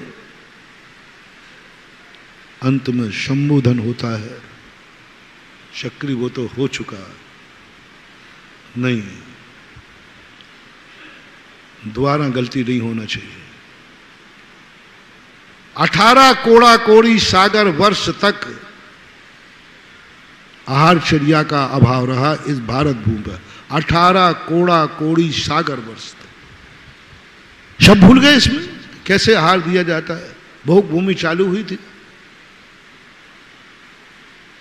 महानुभाव, आप लोग भी जो मुनि विरोधी भी हैं उनसे भी कहना है, भले मुनि को मत पड़गाना, लेकिन पड़गाने खड़े हो जाया करो। कम से कम कल के दिन यहां चौथा काल आएगा तो कम से कम पड़गाना तो जानोगे। भरत चक्रवर्ती कहता फिर गलती हो सकती है, तो फिर क्या करें। भरत चक्रवर्ती उसी दिन नियम लेता है, जब तक मैं प्रतिदिन एक अंतर मुहूर्त तक मंदिर से आने के बाद प्रतिदिन मैं दरवाजे पर पड़गाहन करूंगा, महाराज आवे या ना आवे। भरत चक्रवर्ती प्रतिदिन कलश लेकर दरवाजे पर बैठ जाता था, देखता रहता था। कहीं 47 मिनट तक उस दिन के बाद चक्रवर्ती प्रतिदिन पड़गाहन खड़े होता था।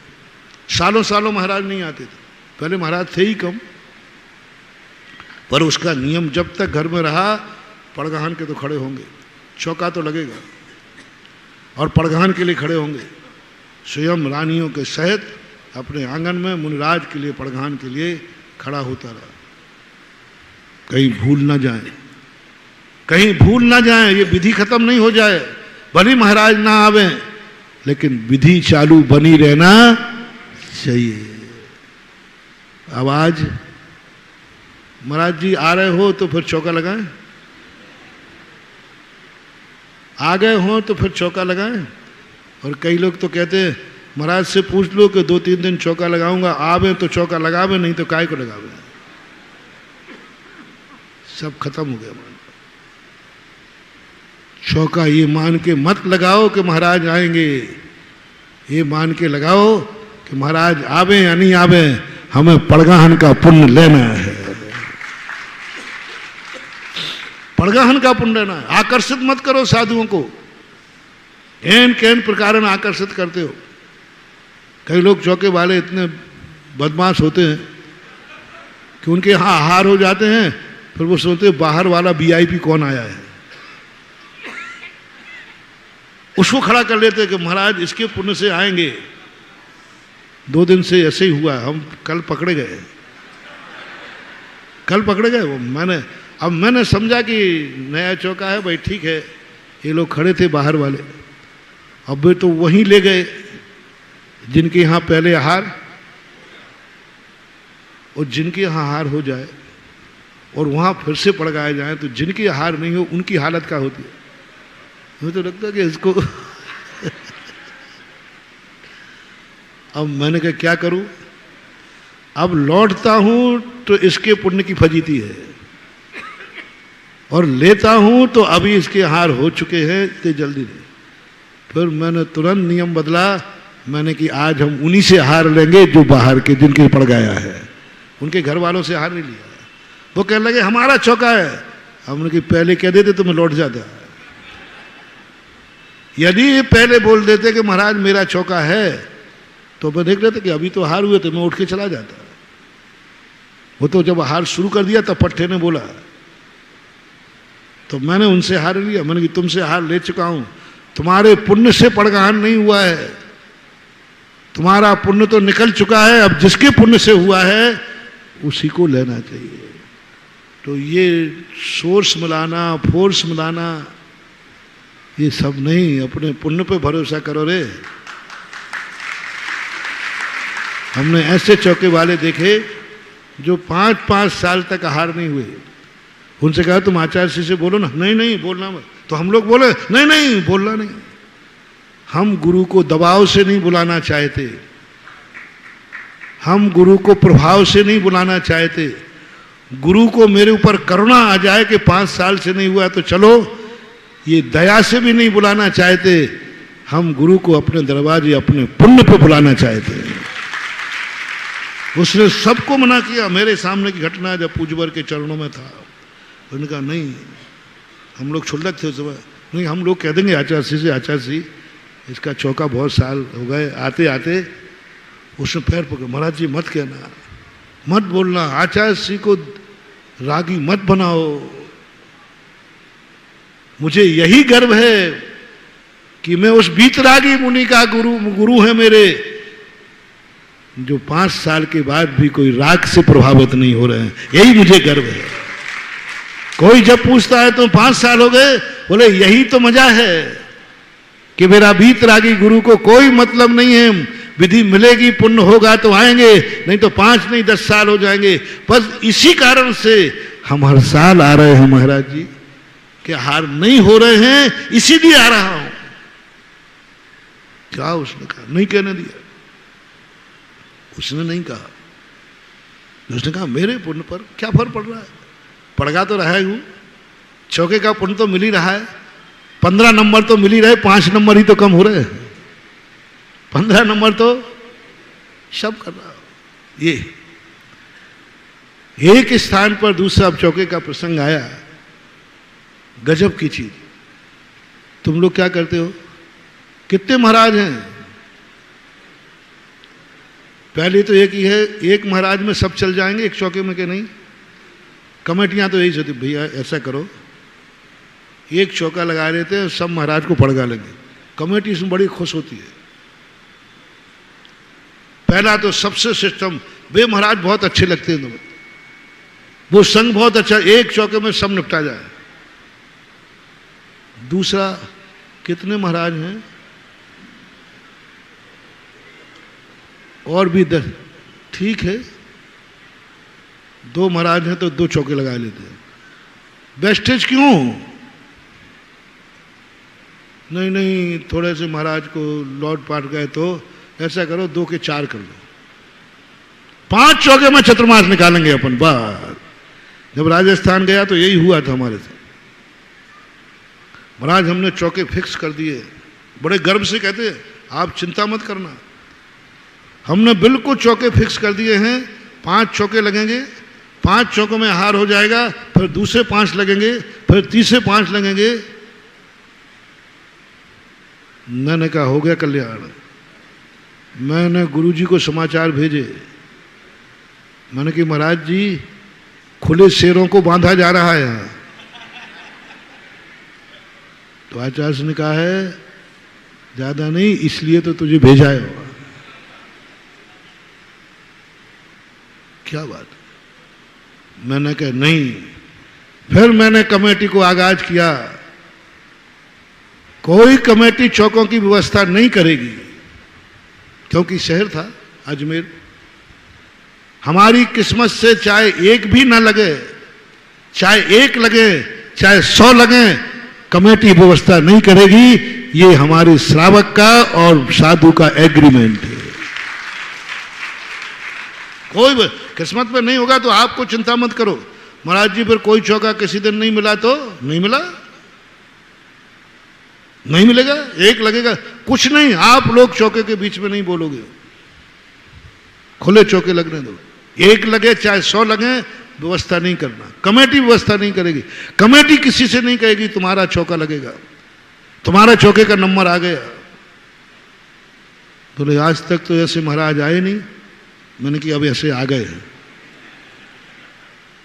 और पूज्य गुरुदेव की देन है ये।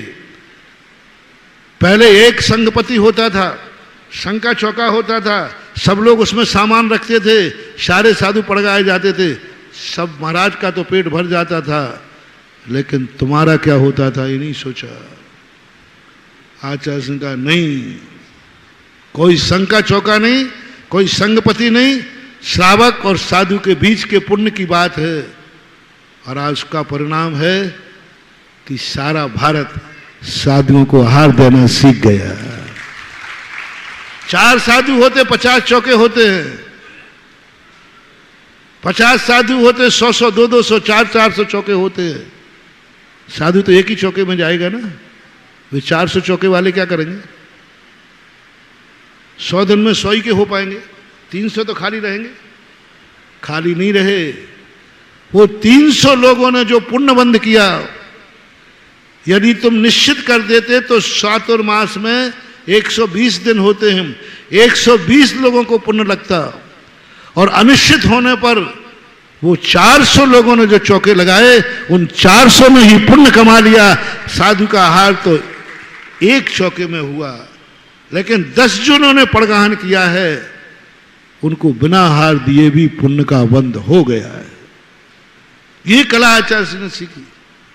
हम लोगों ने एक बार आचार्य सिंह से आप लोगों की बात कही थी, मैंने कहा महाराज जी ये चतुर्मास में लोग बहुत परेशान होते हैं, आप तो ऐसा करो महावीर जयंती के समय घोषित कर दिया करो फलाने चंद फलाना जाएगा, फलाना आपका भी कर दिया करो, लोग परेशान होते हैं।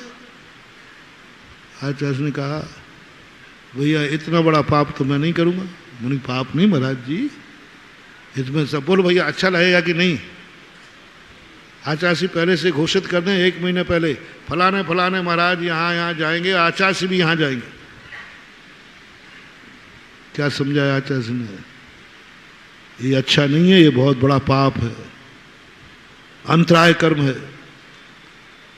अब हमारा चतुर्मास निश्चित नहीं है, 10 जगह के लोग आ रहे हैं, 10 जगह भावना भाई जा रही है, पुण्यबंध चालू है चतुर्मास कराने का।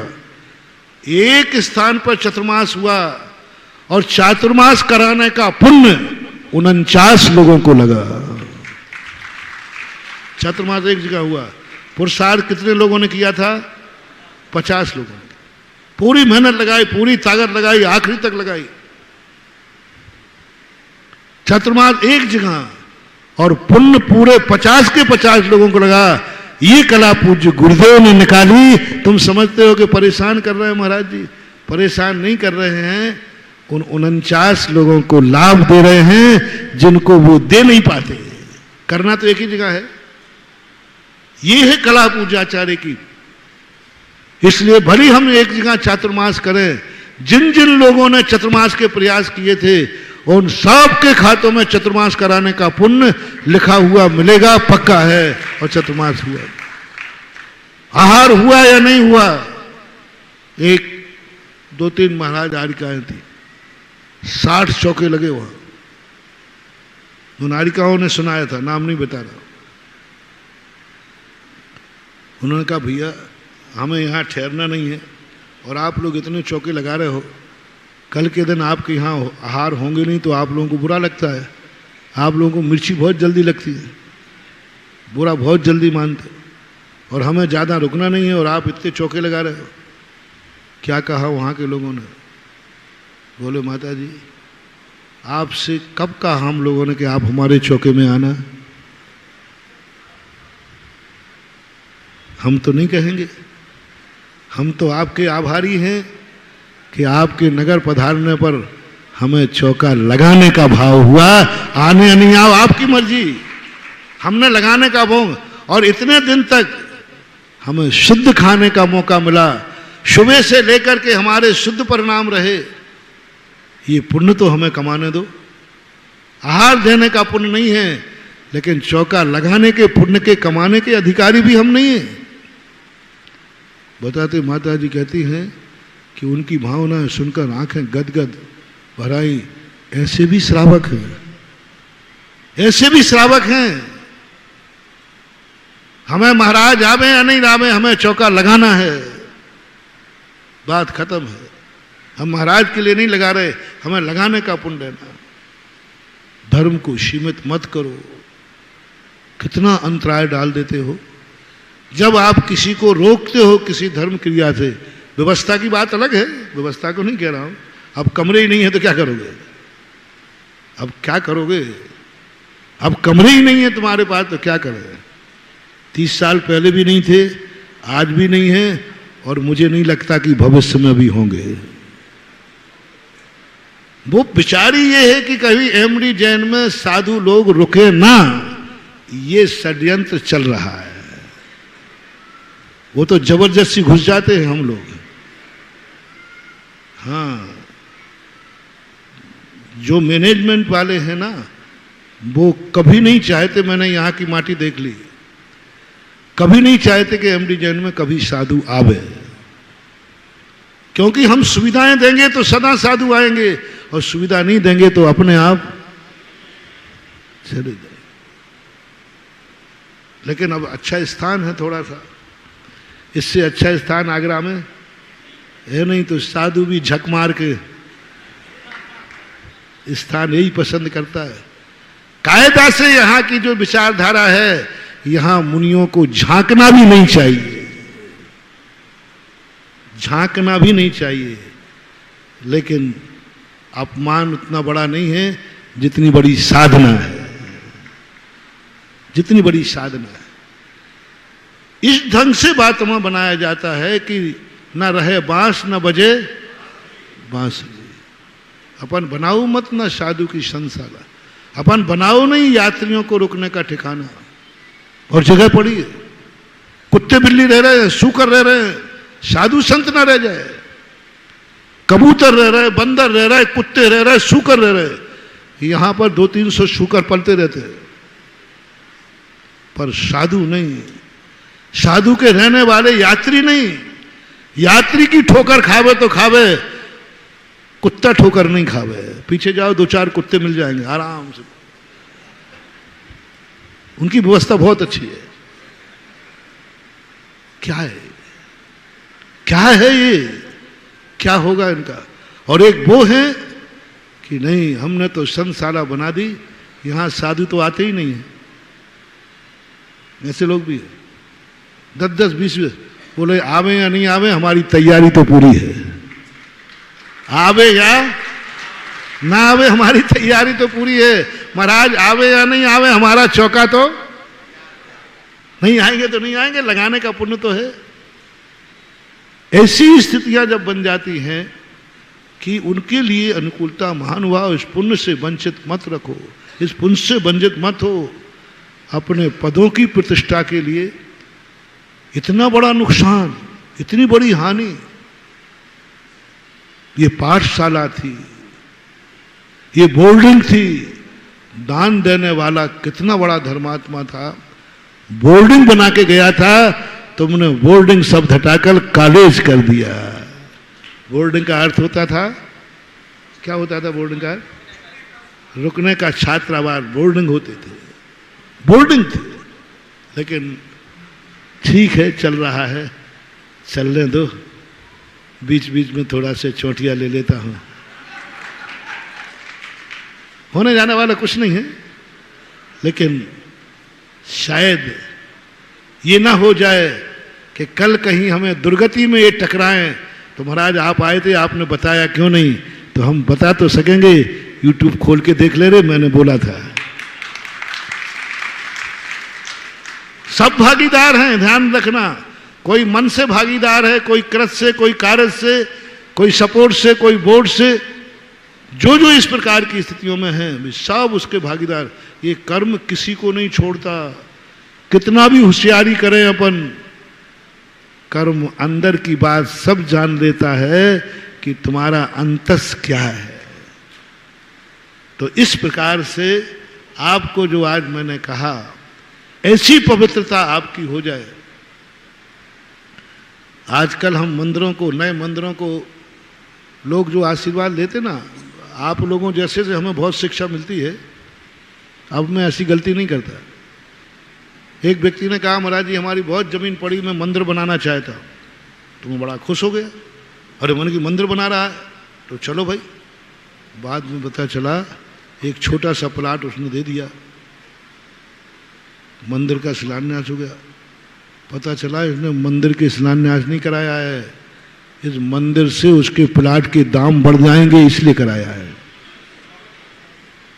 अरे इसने मेरे ही से कमा लिया, और मैं बहुत कलाकार हूं, मेरे से कोई कमा नहीं पाता। इसने मेरे से कमा लिया। और मैंने उससे पूछ दिया, बोल भाई मंदिर तूने क्यों बनाया?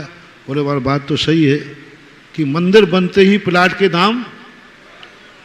मैंने ठीक बात है, दूध से बड़ा जला बालक दही को फूंक फूंक पीता है। अब फिर लोग मेरे पास आए, अब के बाद उसके बाद जितने लोग आए, बोले महाराज जी हमारे यहाँ जमीन पड़ी, मैं कॉलोनी काटना चाहता हूँ, मंदिर बनाना। तो ठीक बात है। मैंने कि मंदिर इतना बड़ा होगा, उसमें एक प्रवचन हाल होगा, और भगवान रहेंगे तो वो मेरे बाप हैं, मैं उनका बेटा हूँ, मैं भी आऊँगा बाप के पास कभी। तो मेरे लिए संतशाला बनेगी, भगवान का मंदिर बनेगा। और जब मैं आऊँगा तो मैं कोई अकेला नहीं आऊँगा, अपने भक्त बहुत है आगरा वाले, रोटियां खिला खिला के थक रहे हैं अभी। परोसने वाले ने, एक ने 2 कटोरी उठा ली, छीन ली, अरे भाई यहां रख, कटोरी कम पड़ जाएंगी। सब रिकॉर्ड आ रहा है मेरे पास, कम पड़ जाएंगी, पीछे लाइन लगी रोटियां। मैंने कहा वो बारात आएगी तो वो यात्री कहाँ रुकेंगे? एक धर्मशाला। और जब मैं और यात्री रहूंगा तो प्रवचन तो होगा ही होगा, तो प्रवचन हाल होगा। और जब यहाँ कॉलोनी रहेगी तो सामाजिक कार्यक्रम भी होंगे। इतनी जगह दे रहा हो तो मैं चलूं, अन्यथा मैं प्लाट के भाव बढ़ाने के लिए जाने को तैयार नहीं हूं। अब इतने में कितने बीघा निपट जाएगी? कम से कम 2-3 बीघा तो, 2-3 बीघा जमीन जब होती है तब मैं कहीं ये सोचता हूं, भले ही साधु पहुंचे या नहीं पहुंचे, तैयारी होना चाहिए। साधु ने आशीर्वाद दिया था, साधुओं की व्यवस्था नहीं। ये सब मंदिर के साथ होना चाहिए। मंदिर के साथ में पाठशाला, मंदिर के साथ संतशाला, मंदिर के साथ धर्मशाला, मंदिर के साथ में सामाजिक कार्य, तब मंदिर बनाओ। ये मंदिर अकेले बनाना उस समय बनाए गए थे जिस समय यहां मुगलों का राज था, मुनियों का अभाव था, क्योंकि महाराज थे ही नहीं। साधु थे ही नहीं तो अकेले मंदिर बने। जितने मुगलों के समय मंदिर बने हैं, अंग्रेजों के समय, उन मंदिरों में इस प्रकार की व्यवस्था है। आज नहीं, आज तो हर प्रांत में, नगर डगर में, डगर डगर में हमारे साधु चातुर्मास कर रहे हैं। यहीं देखो 3-3 चतुर्मास हो रहे, ईदगाह में आरिका माता है चतुर्मास कर रहे हैं, यहां हो ही रहा है। बंधु, हर वन कॉलोनी वाले को मेरा कहना, आगरा वालों को ही नहीं, सारे भारत को मंदिर बनाने के साथ में संतशाला जरूर बनाना। चाहे महाराज आवे या ना आवे, तुम्हारी तैयारी जरूर रहना। भले महाराज नहीं आएंगे, लेकिन संतशाला बनाकर छोड़ दिया तो हर साल चतुर्मास कराने का पुण्य तुम्हें लगेगा और बनाने वाले को लगेगा। जिसने वो कमरा बनाया है, भले महाराज आए या नहीं आए, किसमें कमरा बनाया है? संतशाला, पुण्य आपके खाते जाएगा। किसको कमरा बनाया है? धर्मशाला, यात्री आए या नहीं आए, बना है। संकल्प मात्र निर्देश कहते हैं इसे। ये व्यवस्थाएं सब जगह होना चाहिए, सब तीर्थ क्षेत्रों पर होना चाहिए, सब मंदिरों के साथ होना चाहिए। लेकिन चूंकि लोग कहते नहीं, ये नहीं चाहिए, हमारी प्रतिष्ठा नहीं चली जाए, हमारा पद नहीं चला जाए, तुम्हारे बाप की जमीन है जो तुम्हारा पद नहीं चला जाए, कर लो राज्य, कर्म तुम्हें सुधार देगा, ऐसा सुधारेगा कि तुम किसी पद के लायक ही नहीं रहोगे। कितना कर्म का बंध, सोचो, कल्पना करो, कितना कर्म का बंध होता है, कितना कर्म का बंध, कितना कर्म का बंध, उस बंध की कल्पना करो। मुझे तो एक ही तरस आता है, जब ये कर्म उदय में आएगा तुम सहन कैसे करोगे। कर्म व्यक्ति बांधता है हंसते हंसते और भोगता है रोते रोते होता है। ऐसा मेरे भक्त ना बांधे, ऐसा भक्त ना बांधे। आज के बाद मेरे भक्तों का मकान बनेगा, इंजीनियर आएगा, कोई ना कोई घर में आवाज उठाएगा कि वो स्थान बताओ जहां मेरे महाराज खड़े होके आहार लेंगे। हर मंदिर छोटा बनाओ बड़ा बनाओ, हमारे महाराज कहां खड़े होंगे?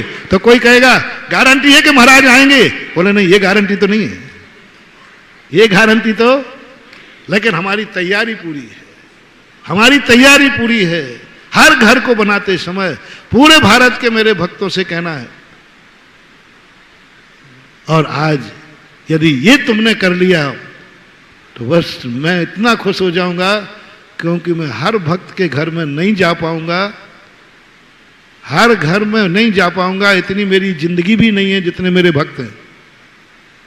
लेकिन मुझे खुशी होगी कि हर भक्त के खाते में मेरे आहार देने का पुण्य लिखा मिलेगा।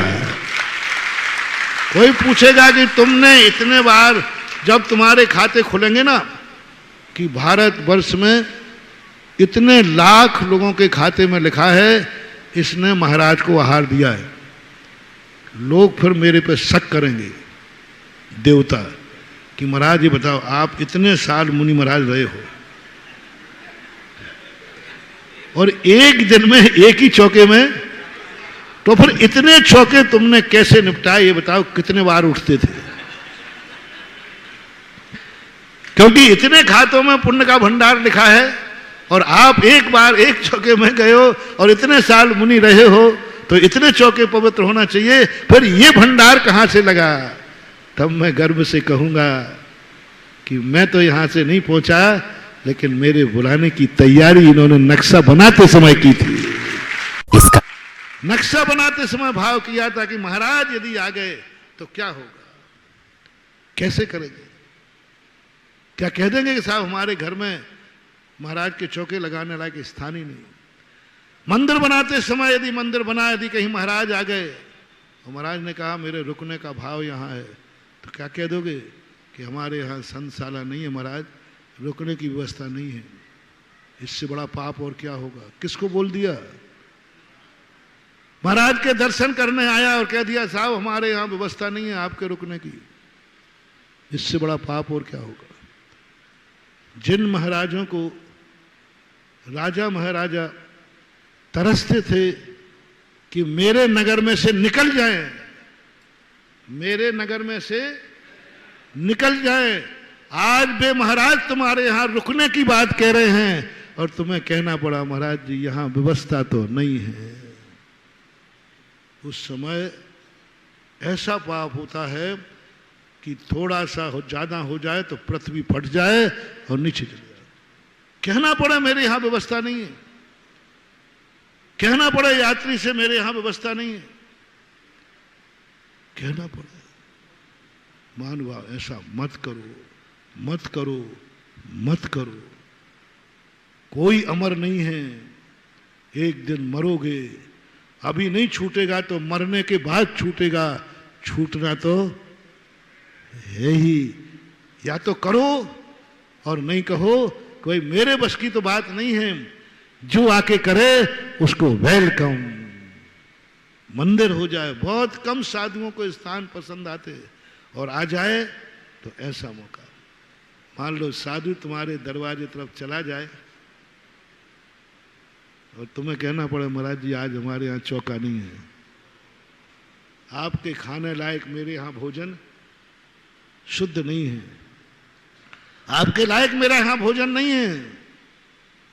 इससे बड़ा पाप क्या होगा?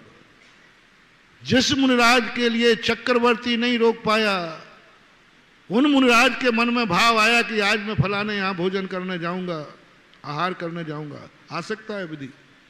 और वहां पता चला कि चौका ही नहीं है और कहा ऐसे एक आध दिन विधि हो जाए। कोई भी व्यक्ति जब प्रवचन सुन के यहां गया है तो मैं सीधा जाकर के किसी देखने वाले के सामने खड़ा हो जाऊं, लगा परिक्रमा भाई, चौका फोका नहीं लगा उसके, वो तो यूं खड़ा था और मैं जाके खड़ा हो जाऊं तो क्या करोगे?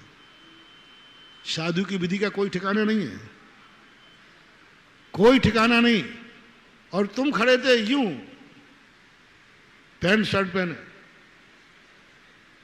मोटिया जी तुम लोग खड़े थे यूं और हम अंजलि लेकर खड़े हो गए तो बोलो आपका क्या जवाब होगा?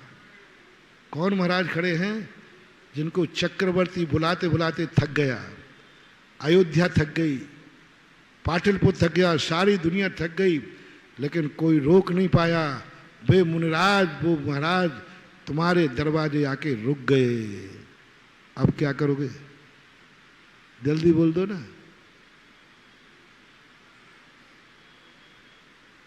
लौटाओगे या ले जाओगे?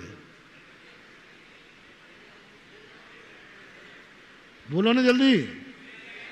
ले जाओगे तो क्या खिलाओगे? आलू चिप्स? क्या खिलाओगे? आलू चिप्स? अभक्ष बना रखा है। अरे भाई इससे अच्छा तो लौटा देना कम से कम अभक्ष। लेकिन क्या तकदीर तुम्हारी हो, स्वामी दरवाजे से लौट गए। अरे इतनी हिम्मत रखो कि महाराज यदि कभी खड़े भी हो गए तो हिम्मत से कह सकेंगे महाराज चिंता मत करो, आइए, हम पहले से तैयारी जानते थे कि किसके चेले यहां चतुर्मास कर रहे हैं। ऐसा हुआ था मेरे साथ, एक बार हुआ, समय आपका हो गया,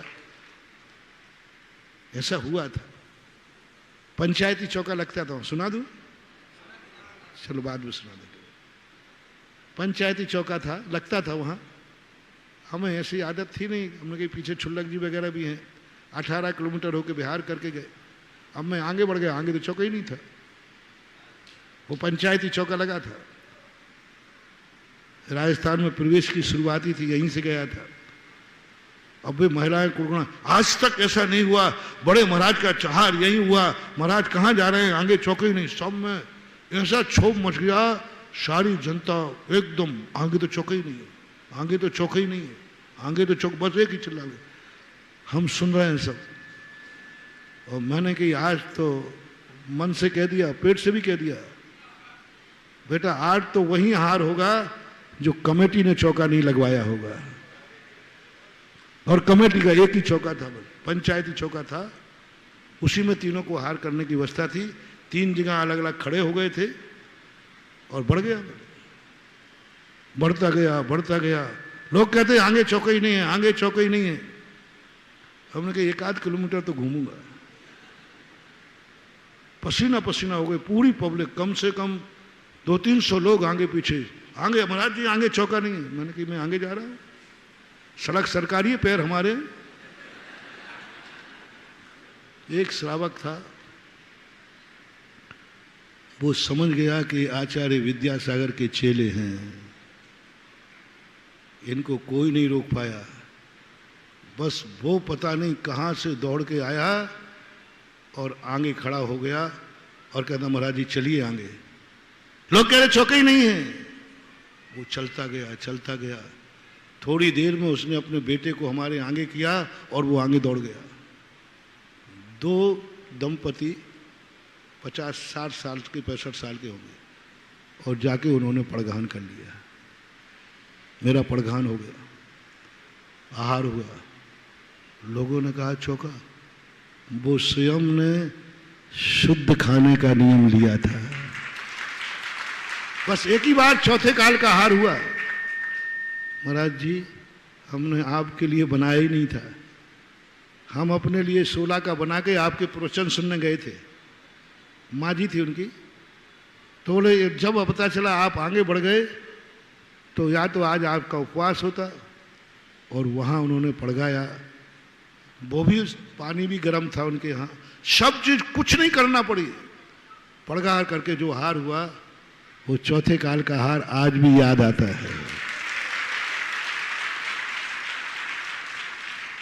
ये चौके तो प्री प्लानिंग है, प्री प्लानिंग में है। जो अप प्लानिंग का जो चौका होता है वो एक अलग होता है। काश कभी फिर मौका मिले महावीर भगवान की। Hello hello. इस कार्यक्रम के पुण्यार्चक थे